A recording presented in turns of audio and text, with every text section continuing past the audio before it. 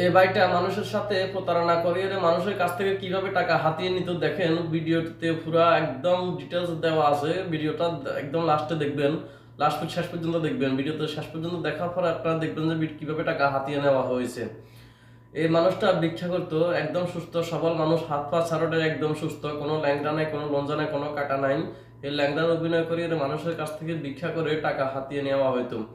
এই মানুষটা ঢাকাতে বাড়ি কিনছে, বাড়ি করছে, এরপরে একটা পর একটা মোটরসাইকেল কিনতো, একটা পর একটা বেচতো। এখন আগে প্রথমে কিনছিল সুজুকি, এখন কিনছে সুজুকি বেশি রে R15।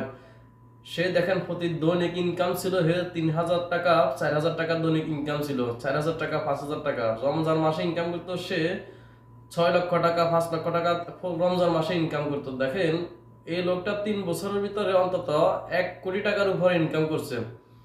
1 কোটি টাকার উপরে ইনকাম করার পরে ঢাকাতে বাড়ি করছে, মোটরসাইকেল কিনছে, একটা পর একটা বাড়িতে যেত, একদম শৌখিনী লাগাম ভিআইপি লোক বাড়িতে যেত, দেশে যেত, বুঝছেন নি? ভিডিওটা সত্যি সবাই শেয়ার করে দিবেন। ওকে, ধন্যবাদ।